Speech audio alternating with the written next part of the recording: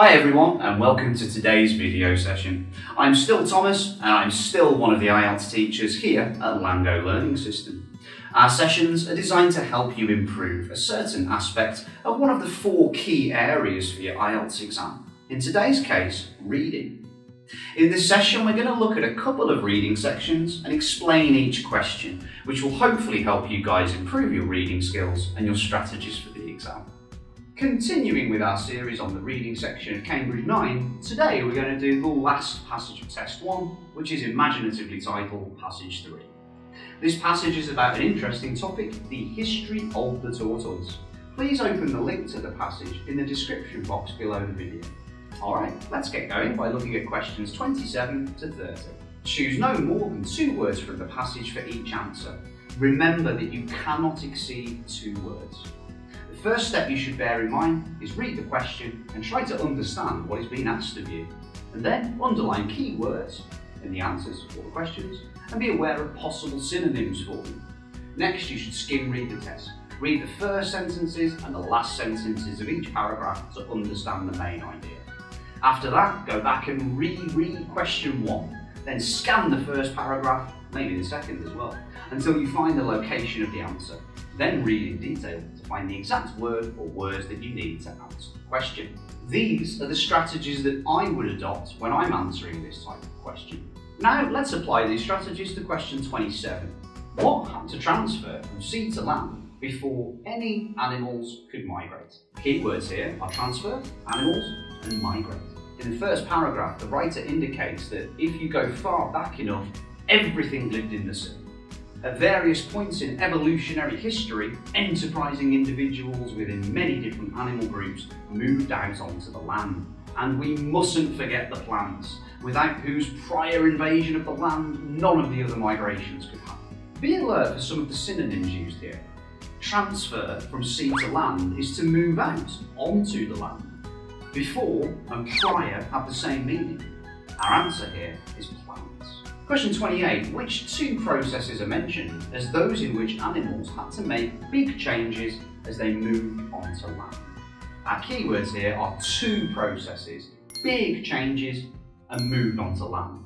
In paragraph 2, the writer emphasises that moving from water to land involved a major redesign of every aspect of life, including breathing and reproduction. Big changes are a revolutionary difference in every aspect of life. Similar meaning, right? The answer is breathing, reproduction. Number 29. Which physical feature possessed by their ancestors do whales lack? Keywords, physical feature, whales and lack. In paragraph 2, the writer indicates that whales, including the small whales we call dolphins and dugongs, with their close cousins the manatees, ceased to be land creatures altogether and reverted to the full marine habits of their remote ancestors. They don't even come ashore to breathe. They do, however, still breathe air, having never developed anything equivalent to the gills of their earlier marine incarnation. A lot of synonyms here. Ancestors, earlier marine incarnation. Lack, never developed. The answer is gills. Number 30. What animals might Ichthyosaurus have resembled? Our keywords here, Ichthyosaurus and resembled. In paragraph 3, the writer declares that Ichthyosaurus were reptilian contemporaries of the dinosaurs with fins and streamlined bodies. Their fossils look like dolphins and they surely lived like dolphins in the water. The words resemble and look like have the same meaning, so our answer is dolphins. For questions 31 to 33, we have to say whether the following statements agree with the information in the reading passage. Number 31. Turtles were amongst the first group of animals to migrate back into the sea. Keywords, turtles, first animals, back and sea.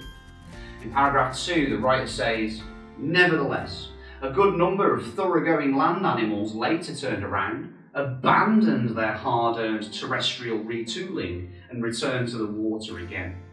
Whether turtles were among the first group of animals to migrate back to the sea is not mentioned. From this paragraph, we only know that turtles went back to the sea a very long time ago. We don't know if they were first. Migrate back or migrate is synonymous with return. Our answer, not given. 32. It is always difficult to determine where an animal lived when its fossilised remains are incomplete. Keywords: always, difficult, animal lived, remains, incomplete. In paragraph 3, the writer argues that you might wonder how we can tell whether fossil animals live on land or water, especially if only fragments are found.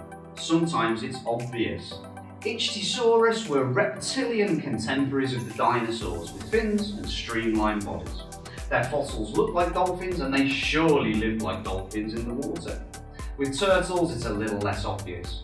One way to tell is by measuring the bones of their forelimbs. This paragraph suggests that although some fossilised remains of animals are incomplete, sometimes it's still obvious to determine where an animal lived. The case of dolphin fossils is an example. So the statement is false. Two synonyms that we might not know here. Incomplete fossilised remains and fragments mean the same thing. False. Number 33. The habitat of the Ichthyosaurus can be determined by the appearance of their fossilised remains.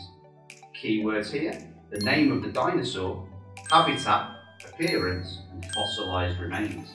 In paragraph 3, let's look at the same extract from the last question because it has the same information that we need. And this paragraph suggests that the habitat of ichthyosaurs can be determined by the appearance of their fossilised remains. So the statement agrees, it's true. Questions 34 to 39. Complete the organisational flowchart below. The method of determining where the ancestors of turtles and tortoises come from.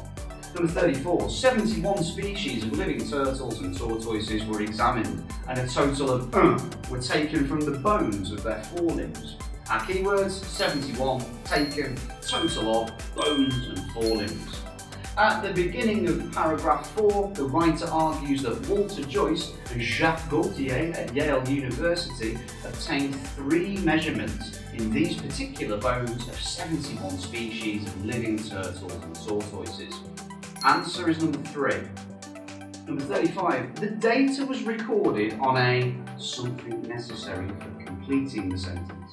Our keywords here are recorded on a. In paragraph 4, the writer emphasises that they used a kind of triangular graph paper to plot the 3 measurements against one another. Synonyms are used here. Comparing the information, plot the 3 measurements against one another. Recorded and plotted. The answer here is graph paper. 36. Outcome. Land tortoises were represented by a dense of points towards the top.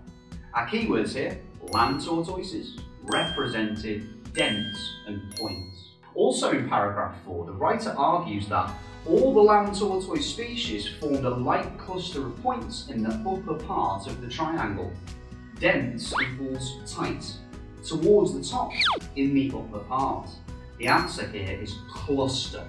37. The same data was collected from some living species and added to the other results. Keywords here: same data, living species, the other results. In paragraph 4, the author says there was no overlap, except when they added some species that spent time both in water and on land. Sure enough, these amphibious species show up.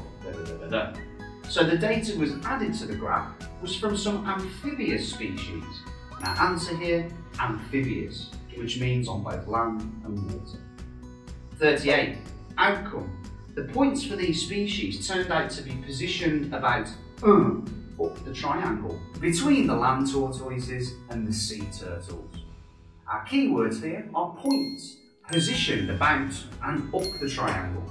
In paragraph 4, the author says, sure enough, these amphibious species show up on the triangular graph approximately halfway between the wet cluster of sea turtles and the dry cluster of land tortoises. Show up, positioned approximately, and about, synonymous.